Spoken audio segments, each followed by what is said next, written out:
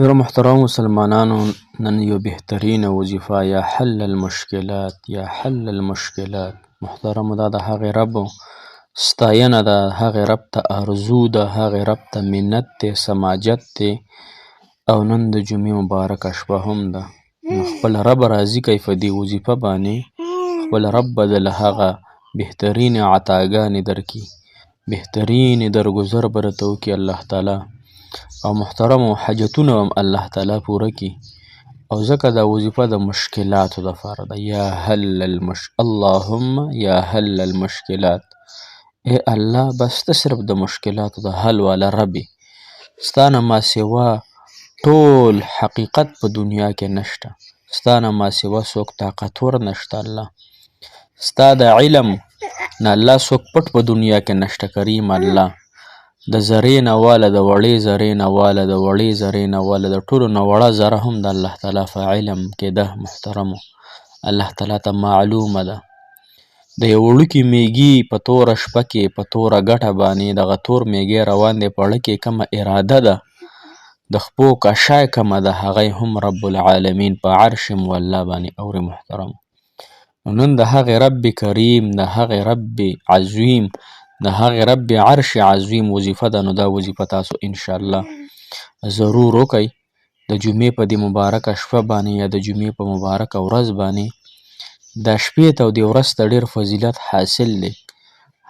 څنګه چې نور ته په ستورو باندې فضیلت حاصل دی، څنګه چې ستورو ته په سپوږمۍ باندې فضیلت حاصل دی، څنګه چې تمام انبیا علیه السلام رسول الله مبارک ته فضیلت حاصل دی. محترمو دغه رب هم محترمو هغه رب دی چې په ټولو مخلوقاتو ته فضیلت حاصل دی، او هغه رب د مشکلاتو د حل کولو رب دی. السلام علیکم ورحمة الله وبرکاتو. ډېر معزز محترمو مسلمانانو، تاسو به روغ جوړ یې انشاءالله. امید د خپل رب نه لرم په صحت باندې به روغ یې. الله تعالی مو خوشحاله ساته، الله تعالی مو آباد او کامیاب لره. الله تعالی مو هر جایز حاجت او خواهش د خپل دربار نه پوره که. الله تعالی مو په هغه څه خوشحاله که په څه چې خوشحالیږي، او د هغې مصیبتونو تکلیفونو پریشانونو هم الله تعالی وساته په کومو چې تاسو ته تکلیف در رسي خفه کیږئ. محترم مسلمانانو، نن زمونږ وظیفه ډیره زیاته بهترینه پاورفل وظیفه ده، د جمعې د شپې وظیفه ده. مسلمانان ډیر په غفلت کې نن پراته دي، وظایف خو د سره نه کوي، او هغه وظایف کوي کم چې د هغې څه ثبوت نه وي.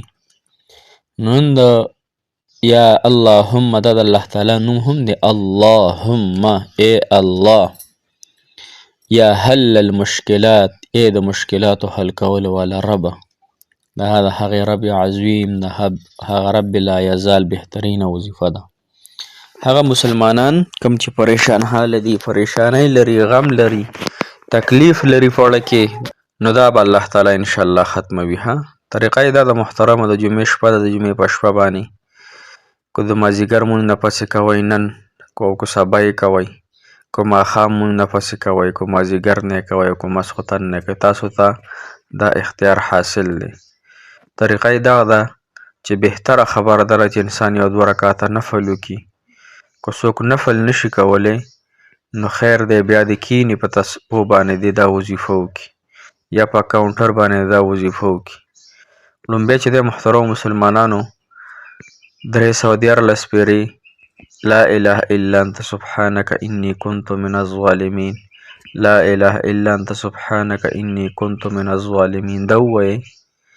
خو دې نه مخکې 11 پیرې درود شریف ووایئ، بیا 314 پیرې لا اله الا انت سبحانك انی كنت من الظالمین دا ووایئ.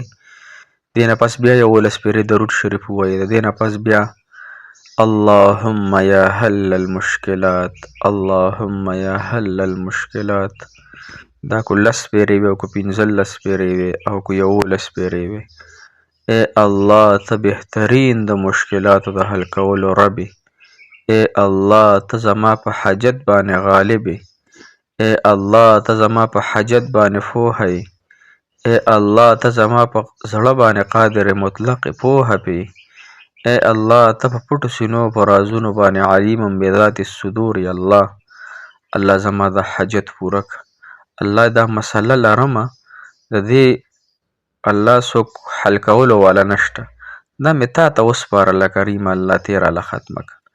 محترمه ګورئ که ټوله دنیا راټوله شي د چا حاجت نشي پوره کولی، که ټوله دنیا راټوله شي د چا نه بیماري نشي لرې کولی، که ډاکټران راټول شي څوک د مرګ نه نشي بچ کولی، نو خپل رب سره داسې یو مضبوط تعلق برابر کړئ، یو مضبوط دوستانه او یاري د الله تعالی سره ولګوئ چې دغه یاري زما او ستاسو په قبر کې په کار راشي، په دنیا کې هم راشي او په آخرت کې هم په کار راشي. ګوره بل څوک د چا نه په کارېږي، نه چا د ورور په کارېږي، نه د چا پلار په کارېږي، او په دنیا کې خو به د لږ په کار راشي، خو لیکن د آخرت په معاملو کې خو د بیخي په کار نه راځي. هلته خپل عمل او د الله تعالی یاري او د الله تعالی محبت دغه به دې بچ کوي. نو انشاءالله دغه وظیفه دغه سر ته رسي. موږ ته هم ډېرې دعاګانې کوي، موږ به تاسو ته کوو. الله تعالی دې ستاسو حامي او ناصر مددګار شه. الله تعالی مو ونازوه. الله تعالی دې ډېرې خوشحالۍ د دنیا او آخرت درکړي. جزاک الله خیر، احسن الجزا فی الدنیا والآخرة. السلام علیکم ورحمة